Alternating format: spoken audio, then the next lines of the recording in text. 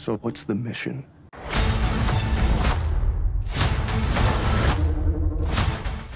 क्या होगा जब दो स्नाइपर सोल्जर्स जो कि गए तो थे अपने खास मिशन पर, वे गलती से एक सीक्रेट वर्ल्ड को खोज लेते हैं। एक ऐसी दुनिया जहां के लोग हमारी अपनी दुनिया से बहुत अलग थे। अब क्या ये कोई हिडन डायमेंशन है या फिर इसका रहस्य इंसानों से ही जुड़ा था?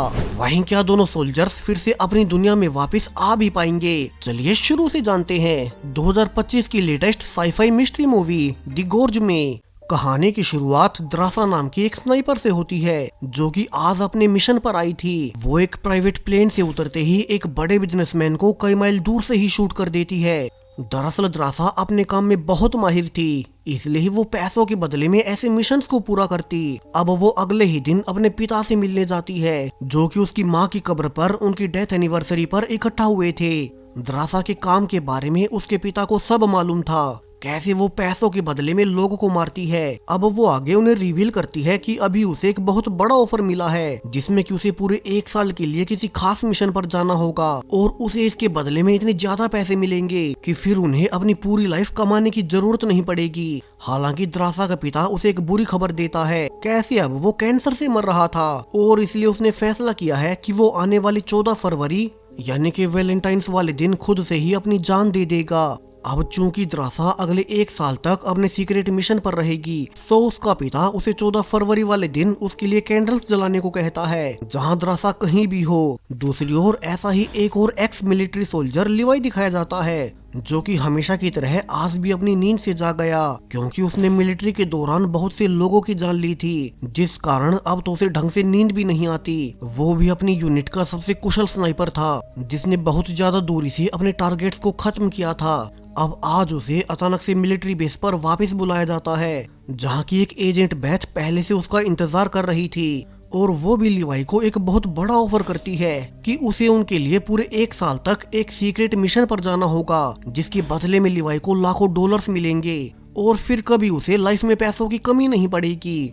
अब लिवाई हैरान था कि इतने सारे पैसे वैसे कौन से मिशन के लिए दे रहे हैं। एजेंट बेथ लिवाई को उसका पास्ट याद दिलाती है जिसकी वजह से उसे इस मिशन के लिए सिलेक्ट किया गया था। कैसे लिवाई ने मिलिट्री में रहते हुए एज ए स्नाइपर 200 से ज्यादा टारगेट्स को खत्म किया, वो भी बहुत ज्यादा दूरी से, यानी कि उसका निशाना अचूक होता है। इसके अलावा लिवाई की अपनी कोई फैमिली भी नहीं थी, ना ही उसकी शादी ही हुई है और उसके पेरेंट्स तो बहुत पहले मर गए थे, यानी कि वो बिल्कुल अकेला है। इसलिए ही वो उनके इस मिशन के लिए बिल्कुल परफेक्ट रहेगा। अब एजेंट बेथ उसे मिशन के बारे में कुछ नहीं बताती क्योंकि ये एक टॉप सीक्रेट मिशन रहने वाला था।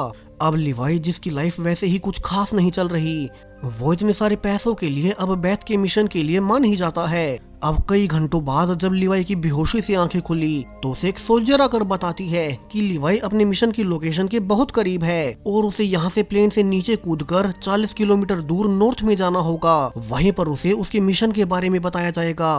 अब लिवाई को इस जगह के बारे में कुछ नहीं बताया गया कि उसे लाया कहाँ गया है। वो सोल्जर लिवाई से उसका फोन और घड़ी लेकर उसे सिर्फ एक सील पैक्ड पैकेज के साथ बताई गई लोकेशन पर जाने को कहती है। लिवाई अब ऐसा ही करते हुए पहले प्लेन से कूदकर नीचे पहाड़ों में लैंड करता है और फिर वहां से ऊंची चट्टानों से होते हुए 40 किलोमीटर नॉर्थ की ओर चलते हुए फाइनली उस सोल्जर की बताई गई लोकेशन तक पहुंच ही गया। यहाँ पर एक जेस्पर नाम का सोल्जर लिवाई को देख बहुत खुश था। वो रिवील करता है कैसे वो खुद पिछले 1 साल से यहाँ ड्यूटी कर रहा था। उसे भी एजेंट बेथ ने 1 साल के लिए लाखों डॉलर्स की डील की थी। सो अब चूंकि लिवाई अगले 1 साल के लिए यहाँ आ गया है तो वो खुद अपने घर जा पाएगा और जो पैसे उसने कमाए हैं अब वो पूरी लाइफ उनसे ऐश करेगा। अब लिवाई पूछता है कि उसे 1 साल तक यहाँ करना क्या होगा। इसके अलावा उसे तो ये भी नहीं पता कि ये देश और जगह कौन सी है। एजेंट बेथ इन सबको इतना सीक्रेट क्यों रख रही थी? जेस्पर के अनुसार उसे 1 साल के दौरान खुद भी नहीं पता चला कि ये जगह कौन सी है या फिर कौन से देश में एग्जिस्ट करती है। जेस्पर अब लिवाई को उसकी ड्यूटी समझाने के लिए एक ऊंचे वॉच टावर पर ले जाता है जो कि एक बहुत बड़ी झील के किनारे पर बना हुआ था। इस झील के चारों ओर हजारों किलोमीटर तक कुछ नहीं है। जेस्पर के अनुसार लिवाई को आने वाले 1 साल तक इसी एक टावर पर पहरा देना होगा। यहाँ खाने पानी का पूरा स्टॉक था, ऊपर से सोलर पैनल से यहाँ इलेक्ट्रिसिटी भी आती है। वहीं इस टावर के बिल्कुल सामने झील के दूसरी ओर एक और सेम टावर था जिस पर जैस्पर बताता है कि वहाँ भी एक उन्हीं जैसा एक गार्ड होता है जिसे कि रशियन गवर्नमेंट द्वारा भेजा गया था। सो उन्हें उस दूसरे गार्ड से ना तो कोई कांटेक्ट ही करना है और ना ही वे इस झील के उस दूसरी पार जा सकेंगे। जैस्पर आगे बताना जारी रहता है कैसे इस झील के दोनों ही ओर बहुत से गैजेट्स लगे हुए हैं, बड़ी बड़ी ऑटोमेटिक राइफल्स और बड़े बड़े बॉम्ब्स, ताकि इस झील के अंदर जो कोई भी जीव है वे बाहर ना सकें। दोनों साइड वाले गार्ड्स का यही एक काम है कैसे उन्हें झील के अंदर से किसी भी जीव को बाहर नहीं आने देना है। लिवाई पूछता है कि इस झील के अंदर ऐसा क्या है जो कि इतना खतरनाक होगा। अब जैस्पर के अनुसार पिछले 70 सालों से कभी कोई आदमी इस झील में नहीं गया। दरअसल दूसरे वर्ल्ड वॉर के दौरान आखिरी बार सोवियत यूनियन और अमेरिका दोनों के ही 5000 से ज्यादा सोल्जर्स इस झील के अंदर गए थे, मगर कभी कोई जिंदा वापस नहीं लौटा।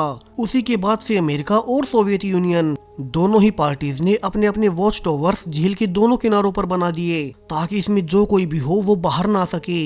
वहीं इसके बारे में बाहर की दुनिया में किसी को कुछ नहीं पता। जैस्पर आगे बताता है कि उसने पिछले 1 साल में कुछ ही बार झील के अंदर से जीवों को निकलते देखा था और वे बहुत अजीब थे, मानो वे किसी और ही डायमेंशन से आए हों। इसलिए उसे लगता है कि झील के अंदर एक दूसरी दुनिया का रास्ता होगा और ये झील दोनों ही दुनियाओं का एक कनेक्टिंग पॉइंट है। लिवाई को अब से हर 30 दिन में एक बार रेडियो से मेन बेस को अपनी रिपोर्ट देनी होगी कि यहाँ सब कुछ नॉर्मल है। इसके अलावा अगर कुछ भी गड़बड़ होती है तो लिवाई मेन बेस को अलर्ट भेज दे।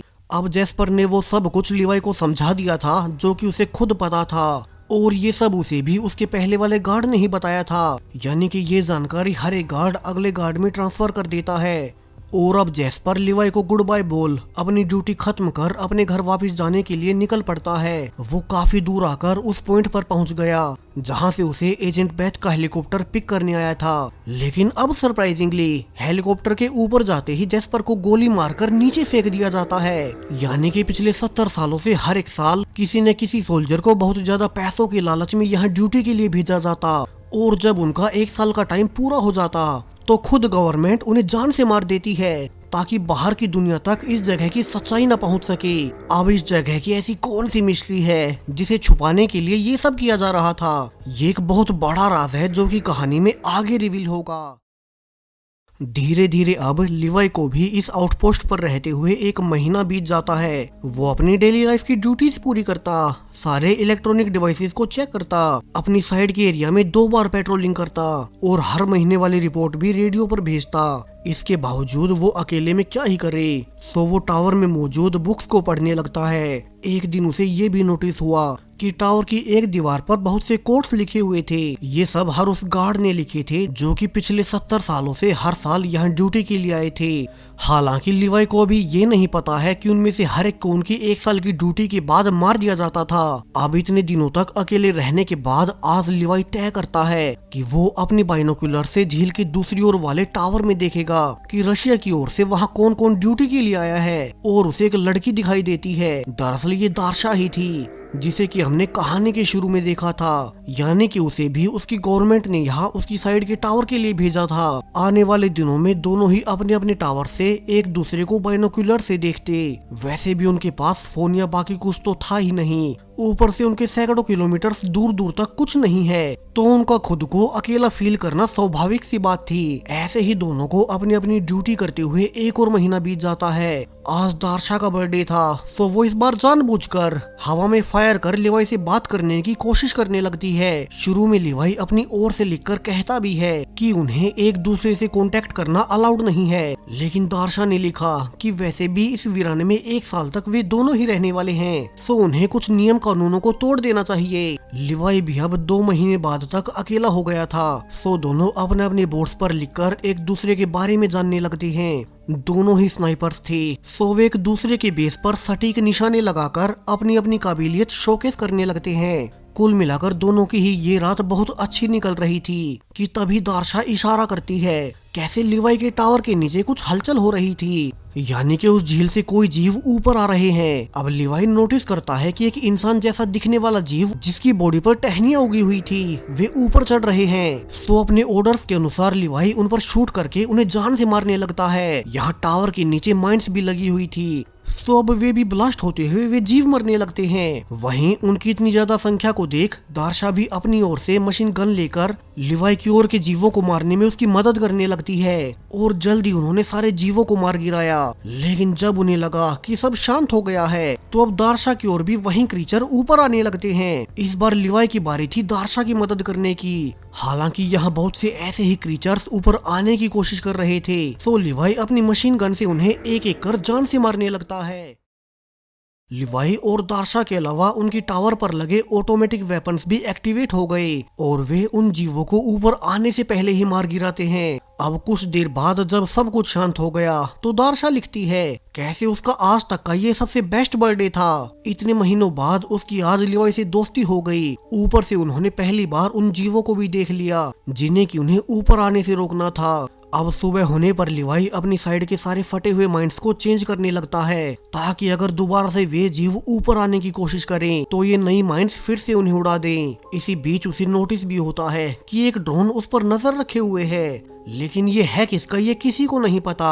अब ऐसे ही धीरे धीरे एक और महीना बीत जाता है। लिवाई और दार्शा अपने अपने टावर्स में अपनी ड्यूटी पूरी करते, साथ में ही वे बोर ना हो इसलिए वे दिन में कई बार बोर्ड्स पर लिखकर एक दूसरे से बातें भी करते। ऐसे ही जुगाड़ लगाकर उन्होंने चेस खेलना भी शुरू कर दिया था। वे आने वाले और कुछ महीनों तक ऐसे ही लिखकर बातें करते हुए एक दूसरे के बारे में बहुत कुछ जान जाते हैं। हालांकि दोनों को ही अपनी अपनी ओर से एक दूसरे से कांटेक्ट करने से मना किया गया था, मगर इंसानी स्वभाव में ही है कि वो अकेला नहीं रह सकता। जब भी आप किसी को कोई काम करने से मना करोगे तो इंसानी स्वभाव उसे ही करने लगेगा। अब धीरे धीरे ऐसे ही 6 महीने बीतते हुए 14 फरवरी का दिन आ चुका था। दार्शा आज बहुत दुखी थी क्योंकि सीक्रेट मिशन के कारण वो अपने पिता के आखिरी समय में उनके साथ नहीं है। दूर से लिवाई भी इसके बारे में जान जाता है। इस पूरी रात लिवाई और दार्शा दोनों ही नहीं सोए और सुबह होने तक लिवाई फैसला कर लेता है कैसे वो दूसरी ओर दार्शा के पास जाएगा। हालांकि ये बहुत खतरनाक हो सकता है क्योंकि बीच में बहुत बड़ी झील थी और वहाँ से वही जीव फिर से कहीं बाहर ना निकल आए। दार्शा भी देखती है कि लिवाई इतना बड़ा रिस्क लेते हुए एक केबल क्रॉसिंग से दोनों टावर को कनेक्ट कर रहा है। हालांकि वो इसे बहुत खुश थी। वो जिस लिवाई से इतने महीनों से सिर्फ लिखकर बातें कर रही थी, आज वो फाइनली उसे सामने से मिल पाएगी और वो रस्सी बांधने में उसकी मदद भी करती है। लिवाई आखिर में खुद को ग्रूम कर अपनी साइड से दार्शा के लिए कुछ फ्लोवर्स ले लेता है और फिर सीधा जिप लाइन से सर्फिंग करते हुए आधे रास्ते में जा पहुंचा। उसके आगे का रास्ता उसे अपने हाथों से ही तय करना पड़ता है, लेकिन वो फाइनली दूसरी साइड में पहुंच ही गया। यहाँ दोनों एक दूसरे को पहली बार इतनी करीब से देख रहे थे। आज का पूरा दिन वे एक साथ बिताएंगे और कल सुबह होते ही लिवाई फिर से अपनी पोस्ट पर चला जाएगा। दोनों अच्छे से अपनी डेट के लिए तैयार होकर एक साथ डिनर करते हैं, जिसका सपना वे पिछले कई महीनों से देख रहे थे। यहाँ बातें करते हुए उन्हें एहसास हुआ कि दोनों को ही इस पोस्टिंग के लिए कुछ नहीं बताया गया। किसी को नहीं पता था कि वे अभी पृथ्वी के किस हिस्से में मौजूद हैं। दोनों को ही यहाँ बेहोश करके 1 साल के लिए मिशन पर लाया गया था। लिवाई कहता भी है कि उन्हें खुद से जांच करनी चाहिए कि सरकार यहाँ पर क्या कर रही है। वो आम लोगों को इस झील के बारे में क्यों नहीं बता रही। वहीं इस झील के नीचे क्या होगा, क्या वहाँ पर किसी और दुनिया का पोर्टल है। अब दोनों ही स्नाइपर्स थे तो वे अपने अपने बेस्ट टारगेट्स भी डिस्कस करने लगते हैं और रात होते होते वे एक दूसरे के करीब आ गए और इंटीमेट हो गए। अब पूरी रात एक साथ बिताने के बाद वे फैसला करते हैं कैसे लिवाई हर एक हफ्ते बाद यहाँ आता रहेगा। लेकिन जब वो वापस से अपने बेस पर जा ही रहा था कि उसकी साइड में उन क्रीचर्स के डिटेक्ट होने से एक माइन फट जाती है, जिससे कि लिवाई की रस्सी टूट गई और वो सीधा झील में जा गिरता है। दार्शा को पता था कि लिवाई के पास पैराशूट होगा, तो वो भी अपना पैराशूट और वेपन्स लेकर लिवाई के पीछे पीछे नीचे कूद जाती है। वो पहली बार इस फॉग से भरी झील के नीचे उतर रही थी, सो कुछ भी ना दिखने से ड्रासा सीधे बहते हुए पानी में लैंड हो गई। वो किसी तरह से खुद को पैराशूट से आजाद कर बाहर निकलने लगती है। दूसरी ओर लिवाई, जो कि उससे पहले नीचे गिरा था, वो एक अजीब से दिखने वाले पेड़ से उल्टा लटका हुआ था। यहाँ अजीब कारणों से पेड़ की टहनियाँ किसी जिंदा जीव की तरह हिलने लगती है और वे लिवाई को खाने आगे बढ़ रही थी कि उसके पहले ही उसे होश आ जाता है और लिवाई उन पर गोलियां चलाते हुए पेड़ से नीचे जा गिरता है। ये गोलियों की आवाज द्रासा ने भी सुन ली, यानी कि उसे लिवाई का पता चल गया कि वो किस दिशा में है। दूसरी ओर लिवाई पेड़ से गिरने के बाद नीचे फंस गया था। यहाँ भी इन पौधों में जैसे खुद की चेतना थी और वे लिवाई को फंसाकर उसे खाने की कोशिश करने लगते हैं।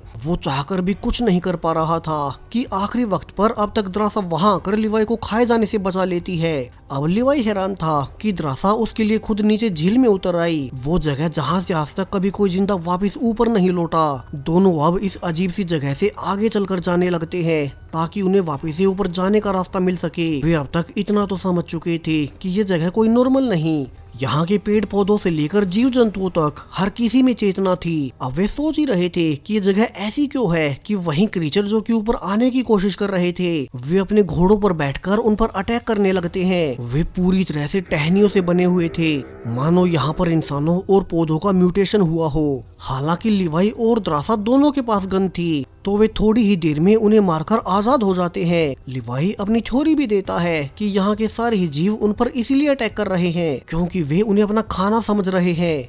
इसी बीच द्रासा नोटिस कर लेती है कि नीचे जब वो पानी में गिरी थी तो उसके बैग से रस्सी वहीं गिर गई, तो अब वे वापस ऊपर कैसे जाएंगे। और वे आगे नदी के किनारे आगे जाने का फैसला करते हैं। वे ये भी नोटिस करते हैं कि जो क्रीचर्स उन पर अटैक कर रहे थे उन्होंने पुराने समय की आर्मी ड्रेस पहनी हुई थी, यानी कि ये वही आर्मी सोल्जर्स हैं जो कि दूसरे वर्ल्ड वॉर के दौरान यहाँ आए थे और वे फिर कभी वापस जिंदा नहीं लौट पाए। यानी कि इस जगह पर मिस्टीरियसली जो भी लोग आते हैं वे म्यूटेट होकर क्रीचर्स बन जाते हैं। दोनों संभलते हुए आगे बढ़ते जा रहे थे ताकि उन्हें ऊपर जाने का रास्ता मिल सके। रास्ते में उन्हें अजीब से पेड़ पौधे भी दिखे जिनकी संरचना इंसानों जैसी थी, यानी कि इस जगह पर आने के बाद सभी जीवी प्राणियों का डीएनए आपस में मिक्स हो जाता है। यहाँ पर एक रहस्यमयी फॉग भी फैली हुई थी जिस कारण ऊपर से नीचे सूर्य की रोशनी नहीं आ पाती।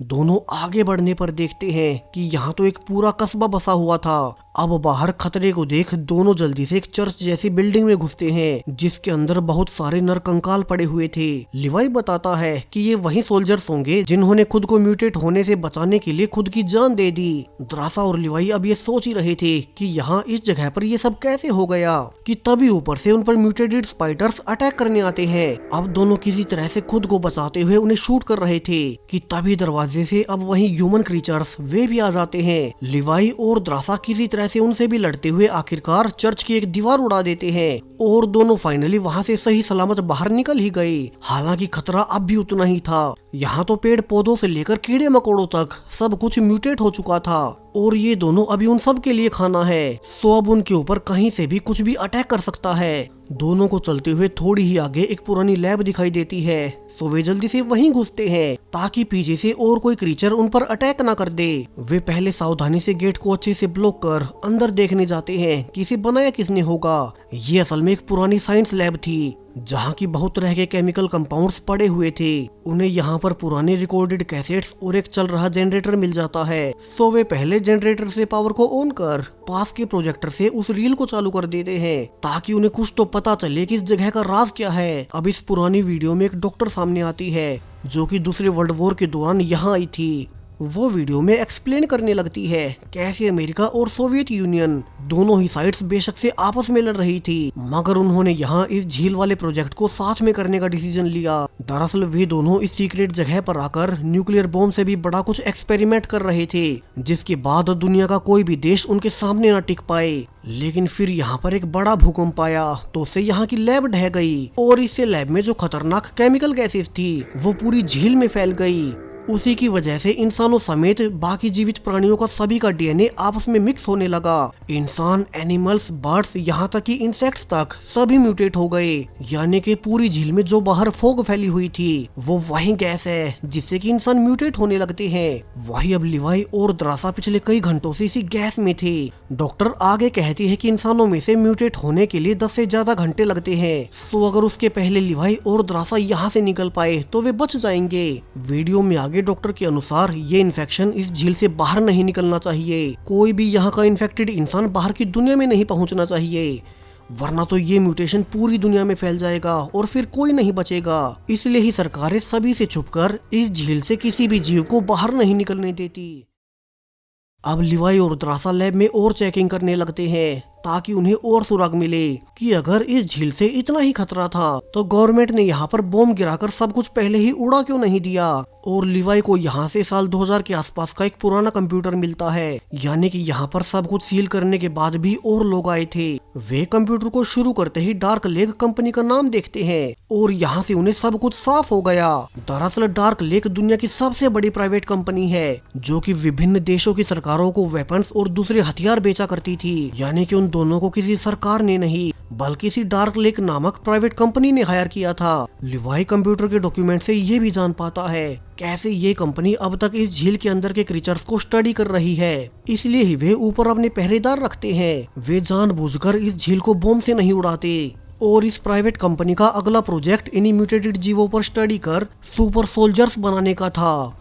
इसीलिए ही इतना खतरा होने के बावजूद कभी यहाँ बॉम्ब नहीं फेंका गया, क्योंकि ये प्राइवेट कंपनी इस म्यूटेशन का इस्तेमाल अपने एक्सपेरिमेंट्स के लिए करना चाहती थी। अब लिवाई को कंप्यूटर से एक सुपर बॉम्ब के बारे में पता चलता है जो कि इस झील के बीचों बीच रखा गया था। वो एक इमरजेंसी सॉल्यूशन था कि अगर डार्क लेक कंपनी से कोई गड़बड़ हो जाए तो उस बॉम्ब के फटने से इस झील समेत आसपास के 5 किलोमीटर का पूरा एरिया तबाह हो जाएगा। अब लिवाई कहता है कि अगर वे खुद ऊपर नहीं जा पाए तो वे खुद से इस बॉम्ब को फोड़ देंगे।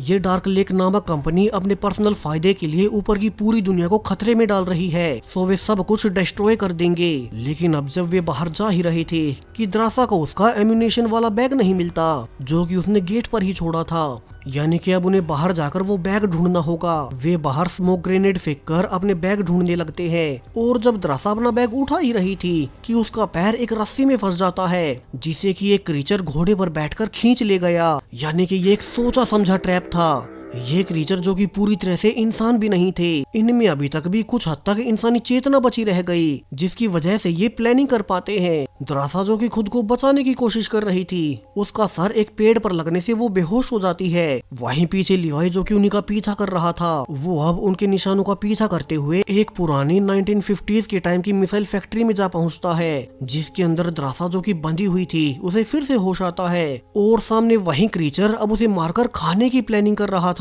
द्रासा किसी तरह से खुद को छुड़ाकर वहां से निकलने की कोशिश भी करती है, मगर वो क्रीचर बहुत स्ट्रॉन्ग था, ऊपर से उसको दर्द भी नहीं होता। सो अब वो द्रासा को जान से मारने लगता है कि आखिरी वक्त पर लिवाई आकर उसे गोली मार देता है। उसने फाइनली द्रासा को मरने से बचा ही लिया। लिवाई ये देखकर और भी हैरान रह गया कि ये क्रीचर कोई और नहीं बल्कि उसी की टावर वाला एक गार्ड था और उसका नाम उसने उसी वॉल पर देखा था, यानी कि अब तो उन्हें भी पता चल गया कैसे हर बार जब भी कोई 1 साल की यहाँ पर ड्यूटी देने आता है तो उसकी ड्यूटी पूरी होते ही एजेंट बैथ उसे जान से मरवा देती है ताकि उनकी प्राइवेट कंपनी का ये सीक्रेट बाहर ना निकले।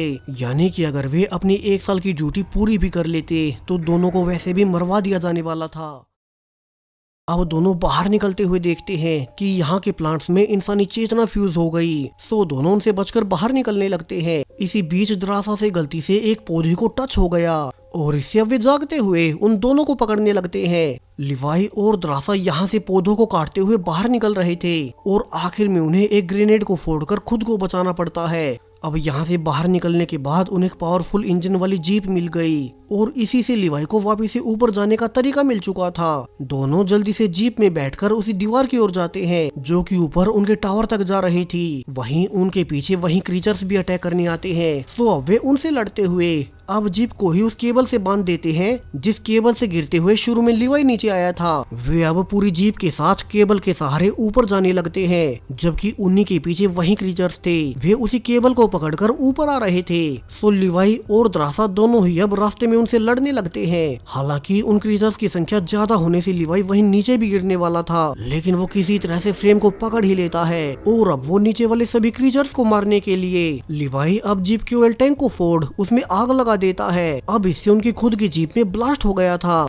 मगर नीचे वाले ज्यादातर क्रीचर्स वहीं जलकर मारे गए और आखिर में वे उस रस्सी को ही काट देते हैं ताकि और कोई क्रीचर ऊपर ना सके।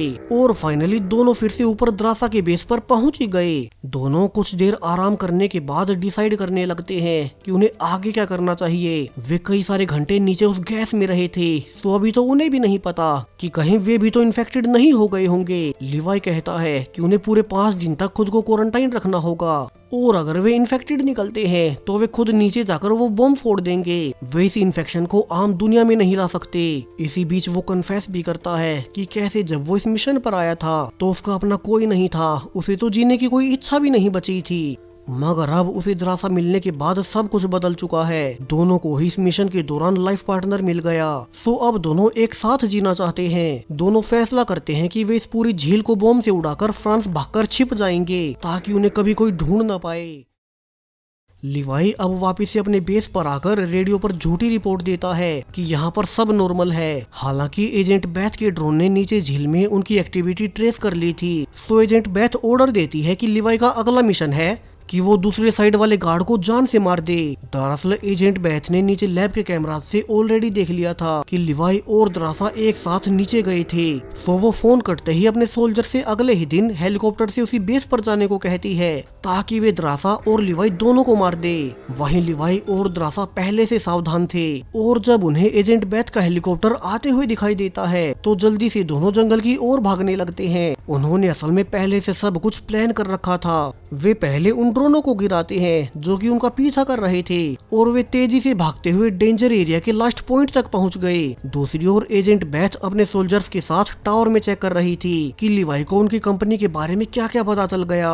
दूसरी ओर अब तक लिवाई और द्रासा ने अपने प्लान के अनुसार बॉम्ब्स को फोड़ना शुरू कर दिया था। इससे एक चेन रिएक्शन शुरू हुआ और नीचे जाकर वो न्यूक्लियर बॉम्ब फट गया जो कि इस झील के बीच में प्लांटेड था। यानी कि इससे सारा ही इन्फेक्टेड एरिया तबाह हो जाएगा। अब कोई म्यूटेशन नहीं बचेगी। इसलिए लिवाई और द्रासा अपनी अपनी साइड डेंजर एरिया से दूर भाग रहे थे ताकि वे ब्लास्ट के रेडियस से बाहर निकल सके। इसी ब्लास्ट में एजेंट बैथ अपने सभी सोल्जर्स के साथ मारी जाती है। हालांकि लिवाई के पैर में चोट लगी होने से वो भी शॉकवेव से नदी में जा गिरा।